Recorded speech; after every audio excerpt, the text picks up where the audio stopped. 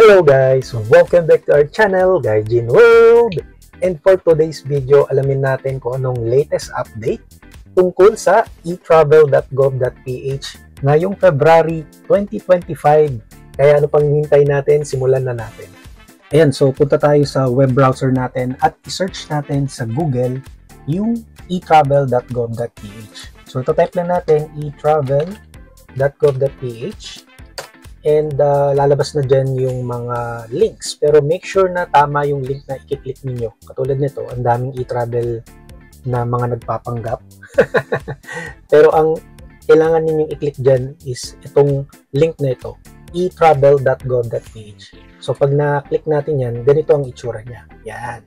So blue background and then meron kayong makikita dyan na QR code and kung saan nyo mada-download yung etravel kung gusto niyo siyang gamitin sa App Store, sa inyong iPhone, or sa inyong Google phone. Yan, meron silang links dyan or download link para magamit niyo siya sa phone. Pero ang gagawin natin ay magsa-sign in tayo gamit ang desktop. Gagawa tayo ng eTravel account dito sa website ng eTravel gamit ang desktop computer. Okay, so simulan na natin. So, una natin gagawin, dun sa mga bago pa lamang gagawa ng account, ay i-click natin tong click here to sign in o kaya yung sign in dito sa upper screen, okay? So, click na lang natin tong click here to sign in. Same lang din naman ang effect niyan. So, makikita ninyo dyan na meron na tayong existing plugin. So, ang gagawin natin, mag-create tayo ng bagong account para sa purpose ng video na to, no? Para makita natin yung mga changes kung meron man. Okay, so click natin tong create an account. Yan. Pag kinlik natin yung create an account, may kita na natin itong susunod na page which is create an account. So maglalagay tayo ng email address dyan. Okay, so gamit tayo ng email address na hindi pa nagagamit sa eTravel. So ayan, mag-create na tayo ng account. Click natin yung create an account and enter email address. Ayan, enter email address. So type natin yung ating email address dyan and click continue. So dapat gumamit kayo ng email address na hindi pa nagagamit dito sa eTravel. So lalabas itong enter one-time password, OTP. Isisend yan within 3 minutes yung 6-digit code sa inyong email address. So pupuntahan natin yung ating Gmail account and may marireceive tayo dyang email. So click natin yan and makikita natin tong ganyan. Makikita natin tong OTP. So, highlight natin yan and copy, right click, copy. Then, balik tayo dito sa one-time password. And then, paste natin dyan. So, Control V lang yan. Control V. And, ayan na. Click continue na natin once na paste na natin yung OTP dyan para makapag-proceed na tayo sa next page which is mag-create tayo ng password. So, mag-create tayo ng password. So, sabi dito, yung password must be at least 12 characters. Password must contain at least one upper and one lowercase. Password must contain at least one symbol. Password must contain at least one number. Para complicated, pero dapat i-take note niyan para mabubuksan ninyo yung inyong account. Click continue.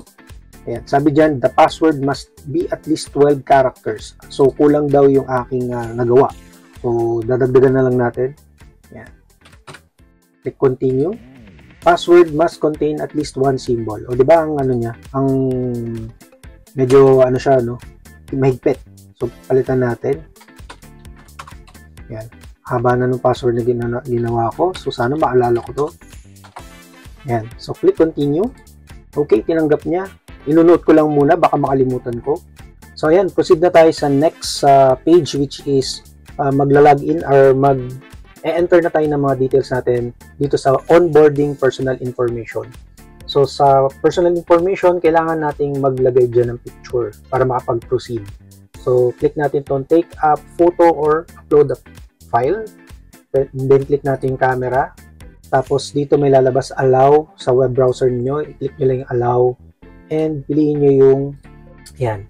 So, dapat maayos yung picture natin dyan. Click natin, capture. Okay.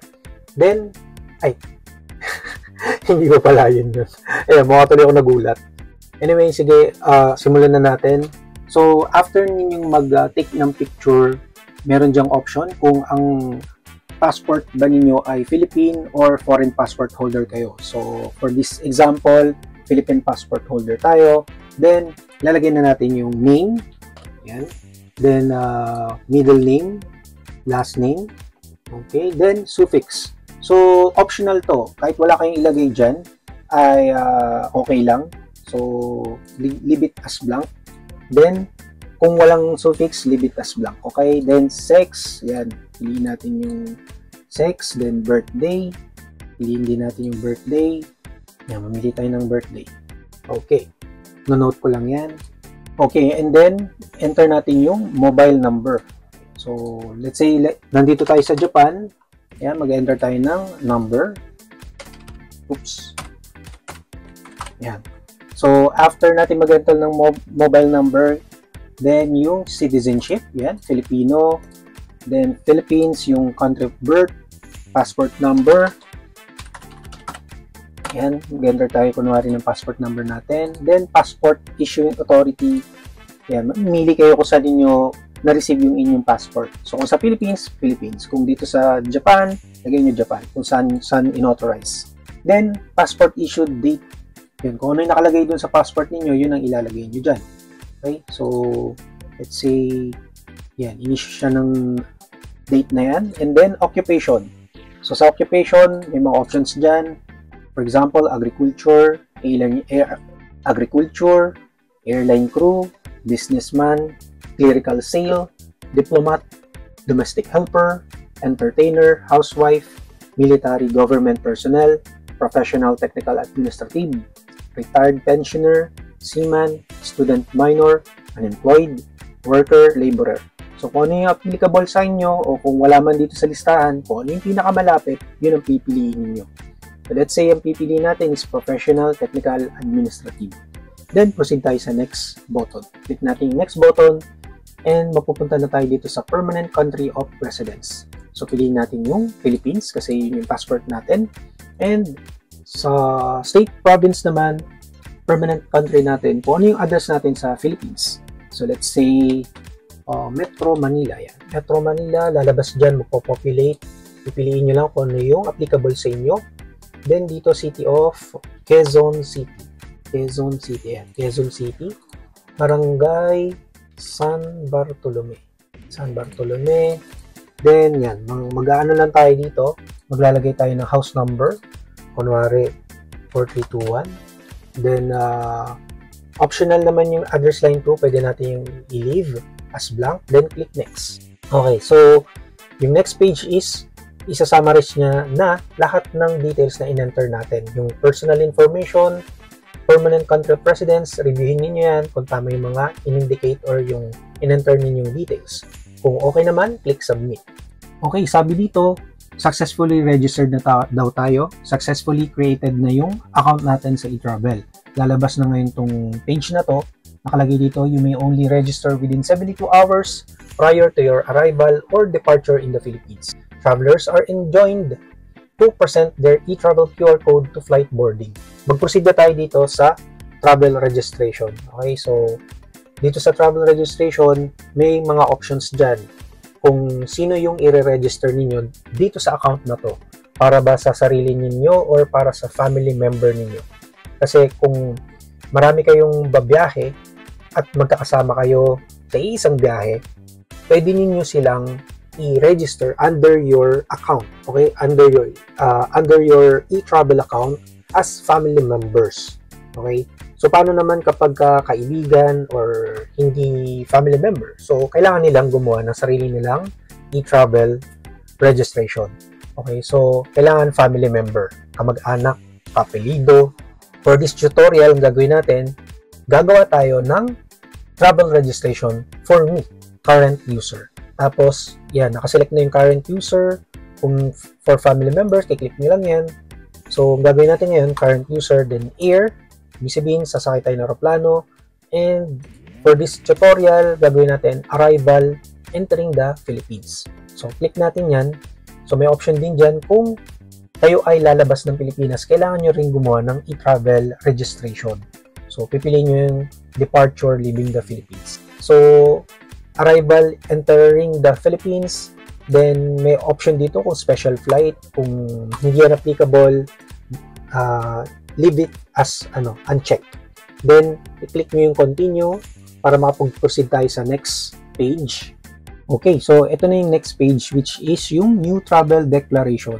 Sa page na ito, lalagay natin yung ating purpose of travel. So, darating tayo ng Pilipinas as holiday, pleasure, vacation. Maraming option dito: OFW, business professional, convention, conference, education, training, studies, government official mission, health, medical reason, and pleasure, kung magbabakasyon lang kayo, yan ang piliin ninyo.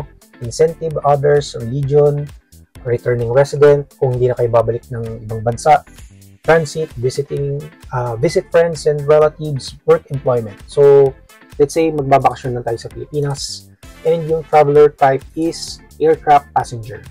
Click natin yan, and yung flight information, kung anong airline tayo sasakay, may mga options dyan. Let's say Philippine Airlines, type nyo yung Philippine, lalabas na yung Philippine Airlines, then flight number, kung saang flight number kayo sasakay. Let's say, kunwari, yan ang ating flight number. Piliin nyo dyan kasi may may designated na ng mga options na nandyan. Pero may notice dito, please fill in the correct flight number in your scheduled travel relative to the NAIA Airport Terminal reassignments of airline companies. Please disregard the autofill detail of the airport terminal based on your declared flight number. So kung wala naman dito, let's say namili kayo ng airline tapos walang nag-populate na flight number dyan, kung ano yung nakalagay sa ticket ninyo, yun ang ilalagay nyo dyan. I-enter nyo. Tapos sabi dito kasi, i-disregard nyo daw yung kung ano yung makikita ninyo dyan. Make sure na makakapag-proceed kayo once na na-type nyo mabuti. Kasi baka naka-grade out or baka naka-blue mark, ibig sabihin, baka para sa system is blanco pa din siya. So, check yung maigi yan. Origin, let's say galing tayo dito sa Japan. Type natin, Japan. Yan. And then, origin, Chubu. Sa Chubu Airport, dito sa Nagoya. Date of departure. Ayan, meron tayong option dito na mga 1, 2, 3, 4 days. From the time na tayo ay magre-register, meron tayong actually 72 hours na allotted time para makapag-register bago yung ating intended flight. So, dito binibigyan tayo ng hanggang January 30 para mag-fill up ng e-travel. Kasi ngayon tayo gumawa ng account, pero kung hindi pa lalabas dito, ibig sabihin, hindi pa dapat kayo mag-register. Mag-register kayo mga 3 days before your flight para lumabas na yung ma-enable yung date sa inyo dito. So, let's say sa January 30 tayo babiyahe. Yan, date of departure is January 30. Kung may transit kayo, click nyo yung transit kasi magkakaroon niya ng additional field. Pipiliin nyo dyan kung kung saan kayo magta-transit. Let's say, hindi kayo galing sa Japan. Let's say, galing kayo ng Amerika. Tapos, magta-transit kayo sa Taiwan. So, yung Taiwan ang ilalagay nyo dito. Taiwan. Yan, Taiwan. Pero, since Japan naman tayo, so, hindi na natin kailangan mag-transit. Uncheck natin yan. Then, next option is destination. So, sa destination, nakalagay dyan yung airport of destination. Automatic na meron na nakapopulate dyan. Pero pwede nyo pa yung baguhin. I-click nyo lang to, yung X button. Tapos, search nyo dyan kung ano yung applicable sa inyo. So, let's say, NAIA, ano yung kanina? Ninoy. Yan, Ninoy. Specific na Ninoy. So, kung saang terminal kayo lalapag. So, let's say, Terminal 1. Yan. Then, date of arrival, same date. January 30, 2025. Then, destination upon arrival in the Philippines, kung saan tayo titira pansamantala sa ating pagdating sa Pilipinas, either dun sa ating permanent residence or mag-hotel ba tayo, mag-stay tayo sa hotel. Kung yun ang pipiliin natin, may mga ano dito, hotel, na, please type in the search box to find information about hotels, resorts, Airbnb. So, kung saan kayo mag-stay na hotel sa Philippines, let's say, Manila Hotel. Yan. So, antayin nyo lang, may lalabas dyan. Yan, let's say, Manila Hotel. And then, pag kinik nyo yun, pupunta na siya dito sa field na ito. And, kung hindi naman, kung transit lang kayo, yan, piliin nyo yung transit via airport. Yan. So, for this example, let's say tayo ay mag-hotel. Yan. Sa ating pag-uwi, mag-hotel tayo, then click next. Yan. So, sa next page is yung health declaration. What if gusto kong bumalik sa previous page? Gusto ko lang ipakita kung permanent residence yung ating titirahan. So, kinlik ko yung previous button, then browse ko sa baba, click ko yun, and then click ko yung residence. Yan, may nakalagay dito, same as permanent country of residence. Pag chinek ko yan, magpo-populate na dyan sa residence address field yung address kung saan ko dineclare yung aking permanent address sa Philippines. Okay? So, pag next natin yan, same din ang lalabas. Doon na tayo sa declaration ng health page. Okay, proceed na natin. Kunwari, permanent residence na lang yung pinili natin. Sa health declaration, yan, ilalagay nyo lang dyan. Lang naman to, optional. Yung countries, work, visited, and transited in the last 30 days. Kung meron man, mag-add kayo dito. Kung wala, skip nyo na yan. Then, ito, kailangan nyo sagutan to. Have you had any history of exposure to a person who is sick or known to have communicable infectious disease in the past 30 days prior to travel? So, no. Have you been sick in the past 30 days? No. Next natin, click natin yung next button. Ayan. So, since kinlik yung add, kailangan ko itong magiging required siya. So, delete natin yan. Then, click next. Okay. So, dito naman sa next page is yung important declaration sa custom. Okay? Kailangan nating i-declare na maayos yung mga dala nating papuntang Pilipinas. So, very strict sila dyan. Kaya nga, daming mga rules dito na kailangan nating basahin mabuti. All persons and baggage are subject to search at any time. Make sure na basahin nyo mabuti yan, guys. All goods when imported from any foreign country, including those previously exported from the Philippines, shall be subject to duties and taxes. Ibig sabihin, lahat daw ng mga binili galing sa ibang bansa, including those previously exported from the Philippines, ay subject to dues or to duties and taxes, except when specifically exempted. Ano yung mga exemption na yun? So, mamaya malalaman natin yan. All travelers bringing in goods with value of 10,000 pesos or below ay hindi na daw yan kailangan magbayad ng duties and taxes kasi 10,000 pesos and below lang naman daw yung value ng mga dala ninyong items sa papuntang Pilipinas. All Filipino citizens are entitled to a duty and tax exemption for personal effects and household goods sent or brought in up to 3 times the value of which must not exceed 150,000 pesos within a calendar year. Okay, so nakalagay dito within a calendar year. Kung halimbawa 3 times in 1 year kayong bumiyahe papuntang Pilipinas, exempted daw kayo. So, ang accumulated amount dapat daw nun will not exceed to 150,000 pesos yung mga items para ma-exempt kayo sa duty and tax exemption. Provided the goods are not in commercial quantities or intended for barter, sale, or hire. So, obvious naman yan kung hindi siya pang personal use. Kung bulto-bulto yung dala ninyong mga, let's say, halimbawa, sigarilyo, alak, na mga parang hindi, yung obviously na hindi, na para siyang pambenta. So, pagka nakita nila yon, hahanapan kayo ng mga resibo or mga proof, pruweba na hindi ito pambenta, kundi for personal consumption. Each traveler is entitled to duty and value-added tax-free importation of 2 reams of cigarettes or 50 sticks of cigars or 200 grams of pipe tobacco and 2 bottles of liquor with total value of 10,000 pesos or less. So, yun lang yung papayagan sa inyo na ma-tax-free kayo sa duty and tax. Okay? Ibig sabihin, hindi kayo magbabayad ng duty and tax kung ito lang naman ang amount na meron kayong dala. Failure to declare any dueable goods will subject the traveler to payment of duties and taxes plus a surcharge of 30% based on the total landed cost of goods. So, pwede nila kayo singilin ng additional charges based do sa amount na makita nila kung magkano yung total amount dun sa dala ninyong items. The following goods are prohibited. Meron na silang mga listahan dito na hindi or pinagbabawal ipasok sa Pilipinas. Katulad ng written or printed goods, negatives, or cinematography, films, photograph, engravings, lithographs, objects, paintings, drawings, or other representation of obscene or immoral character. Materials, advocating or inciting treason, rebellion, insurrection, sedition against the government of the Philippines.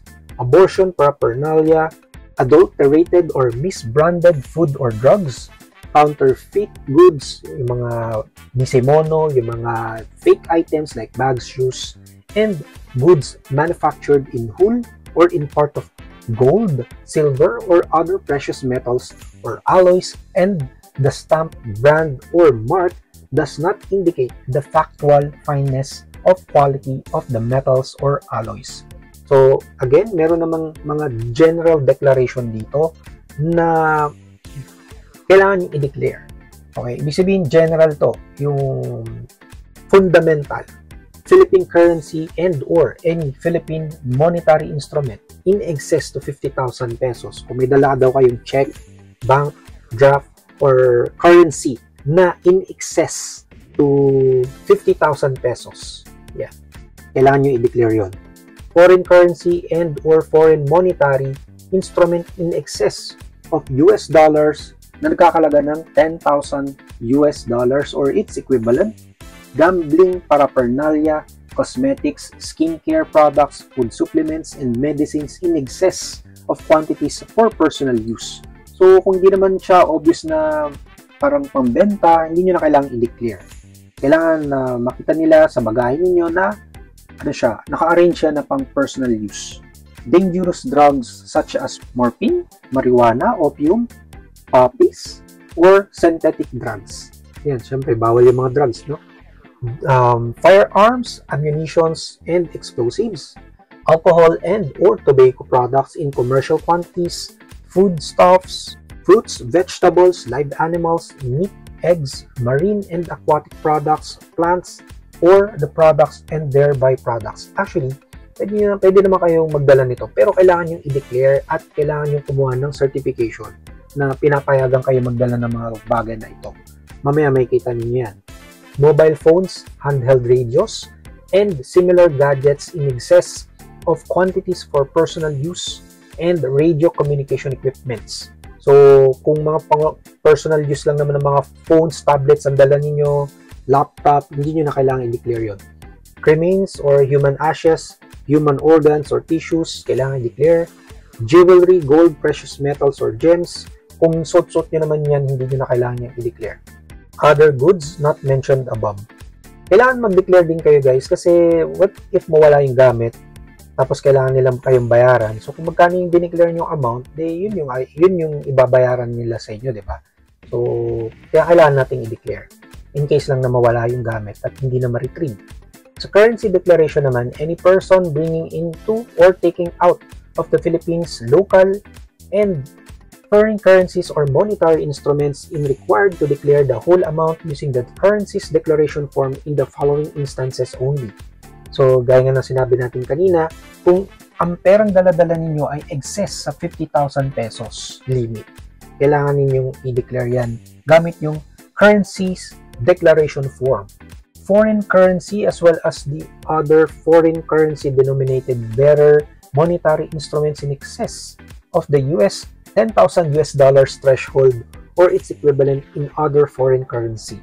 Yan. So, in excess of 10,000 US dollars or its equivalent daw na foreign currency, kailan daw yun i-declare. A prior written authorization from the Bangko Sentral ng Pilipinas or BSP is required for cross-border transfer of legal tender Philippine notes, coins, checks, money orders, and other bill of exchange in an amount exceeding the 50,000 pesos limit. Kailangan meron daw kayong written authorization from the BSP kung kailangan ninyong mag-transfer ng pera or magdala ng pera. Ayan, required for cross-border transfer. The BSP, however, allows cross-border transfer of local currency in excess of the 50,000 limit only for the following purposes. testing, calibration, configuration of money counting sorting machines, numismatics, collection of currency, and currency awareness. Kung nagpo-fall down dyan yung inyong reason kung ba't kayo may dalang excess sa 50,000, ay allow nila kayo. The non-declaration or false declaration shall be subject to sanctions such as confiscation. Non-declaration or false declaration shall be subject to sanctions such as confiscation of the currency and possible criminal prosecution pursuant to the Republic Act 10863 or the Customs Modernization and Traffic Act in relation to BSP's regulations on physical cross-border transfer of currencies and other monetary instruments. So, importante na ma-declare nyo yan, guys. Nakalagay nyo dyan kung ano yung warning na pinagbabawal ang hindi pag-declare ng maayos. Okay? So, dapat i-declare nyo kung ano yung dapat na i-declare. So, meron ba daw kayong kailangan i-declare? Nakalagay dito, do you have baggage or currency to declare? Kung meron, click yes. Kung wala, no. So, let's say meron tayong i-declare. Click natin yung yes. So, dito sa next page, other travel details. Kung meron tayong kasama, nakalagay dyan 0. So, papalitan lang natin. Kung below 18 years old yung kasama natin, minor, let's say, isang minor kasama natin, gagawin natin 1. Kung meron tayong kasamang 18 years old and above na family member, yan. Maglagay tayo kung ilan ang kasama natin. So, kunwari, wala tayong kasama. So, 0, 0. Number of baggage, yung check-in natin, let's say, kunwari, isa or dalawa. Yan, 2 pieces. Hand carry natin, isa. Then, first time visiting Philippines, no. Then, click next. So, dito na tayo magde-declare. Yung nag-declare tayo na meron tayong i-check-in, di ba?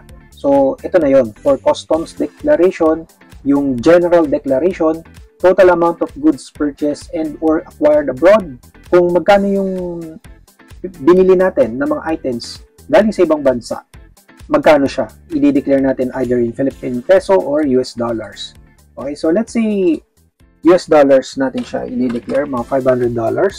Number 1, Philippine currency and or any Philippine monetary instrument in excess of 50,000 pesos. Wala tayong dala niyan, so click no. Kung meron, yan, kailangan nyo mag-submit ng original copy of prior authorization from BSP at the Bureau of Customs Arrival Area. Number 2, foreign currency and or foreign monetary instrument excess of $10,000 or its equivalent. So, wala tayong dala niyan, click no. Gambling paraphernalia. So, wala tayong dala niyan, click no. Cosmetics, skincare products, food supplements, and medicines in excess of quantities for personal use. So, kung meron naman tayong mga gamot na dala-dala na parang ano lang, para pang ano lang, personal use lang naman.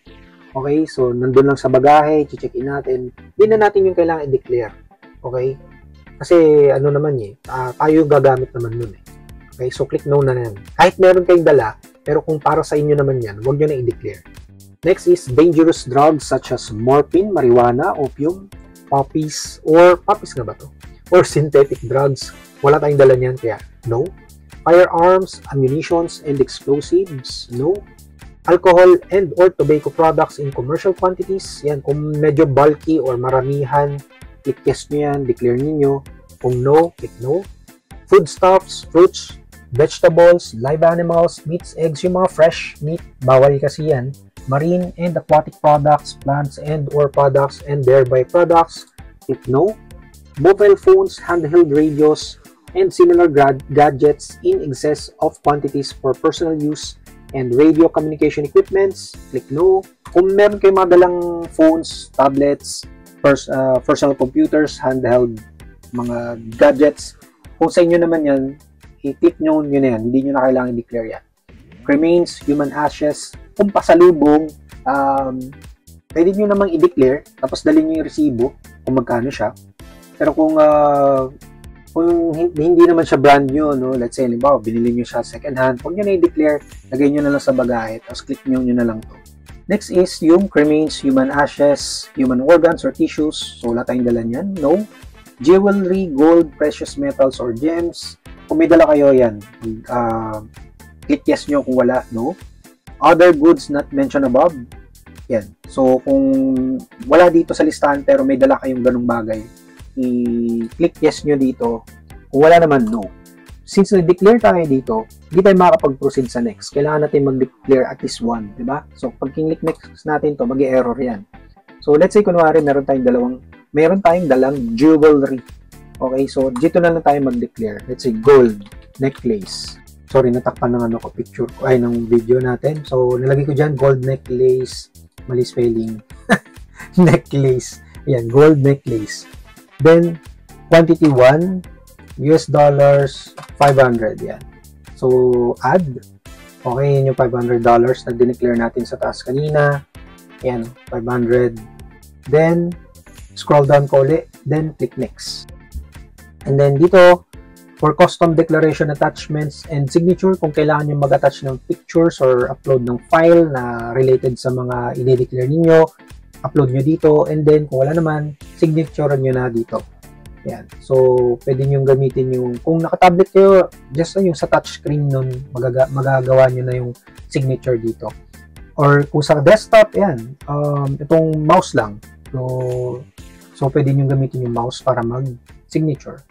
Then, by clicking next, you're hereby certified under pain of falsification that this declaration is true and correct to the best of my knowledge. Then, click next. So, ayan, bibigyan kayo ng option dito, family members, travel declaration will also be generated for the selected family members.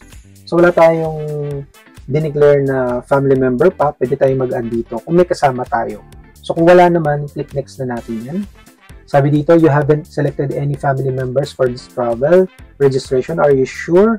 Not traveling with a companion? Click yes natin yan. Wala tayong kasama. Then, mapupunta ulit tayo dito sa summary ng ating mga personal information, permanent country of residence, travel details, flight information, health declaration, custom general declaration, and yung ating signature. Then, kung na-review na natin lahat yan at wala namang mali, click submit. So, pag nasubmit na natin yan, lalabas na dyan, congratulations, and yan, nakalagay dyan, mabuhay. So, mapupunta tayo dyan sa pop-up nila na shopdutyfree.gov.ph. So, scan yan kung interested kayo, close nyo yan kung hindi. And, yan na, ma-generate na yung inyong QR code dito sa screen. Makikita nyo na yung QR code, inyong details, nakalagay dito with baggage declaration, without currency declaration. So, itong QR code na to, pag pumunta tayo sa ating email, ay makaka-receive din tayo ng email niyan. So, ito na yon, yung registration complete. Okay, so registration complete. Makikita din natin ito sa ating email, mapupunta din yung QR code na yon. So, kung gusto din natin, pwede din natin siyang i-download gamit itong download QR code. So, pag kinlik nyo yan, mapupunta yan dun sa download page ninyo. Yan. So, makukuha natin yung QR code na ito. Yan. Ganyan ang itsura niyan. So, yun ay ipapakita natin. Pwede natin print yan or digital as digital sa ninyo, sa mobile phone ninyo, pakita ninyo yan. Then, pagtapos na, click back to home. Yan. Sabi niya, have you saved the QR image? Yes, already saved na natin yan. So, back to home na tayo. So, doon sa main page ng ating account, e-travel account, may kita natin yung ni-register nating kanina, yung ating ni-register na travel information. So, ito na yun. Nandito na yung information na yun. Pwede tayong mag-edit dito. Ayan, view, manage. Pwede natin itong i-edit uli kung meron tayong kailangang baguhin na mga information. May nagkamali tayo, pwede natin yung i-edit at bumalik tayo sa mga kanina, mga options. Then, pwede nyo uling i-download yung QR code dito. Yan. So, pwede din kayong mag-add ng family members dito. Kung let's say, magta-travel kayo the next time at may kasama na kayo, yan. Pwede nyo na silang i-register dito. Or, let's say, may nagbago sa flight ninyo at yung unang registration nyo, wala kayong kasama, pero later on, magkakaroon pala, add nyo na siya dito. Then, yun. Kung meron kayong bagong travel information na kailangan i-declare, ayan, pwede kayong gumawa dito. I-click nyo lang yung new travel declaration. So, ayan guys, napakahaba ng video na yan, diba? Kaya, isa-isa ko yung custom declaration dahil yun yung pinakamaraming kailangang i-fill up, diba? At saka para aware tayo kung ano talaga yung mga dapat nating i-select. So, I hope nagustuhan nyo tong video na to. Like, share, and subscribe. Kung di ka pa nakasubscribe, mag-subscribe ka na at i-hit mo yung notification bell para lagi kang updated sa aming mga susunod pang i-upload na mga videos at sa iba pa mga topics namin related sa pamumuhay dito sa Japan. Puntaan nyo aming YouTube homepage. I-click nyo yung playlist dahil marami kaming playlist dito na makakatulong sa inyong pamumuhay dito sa Japan. Thank you so much again for watching. This is Alan and I will see you on our next video. Huwag niyong kalimutang i-check yung mga videos na lalabas ngayon dito sa Bye!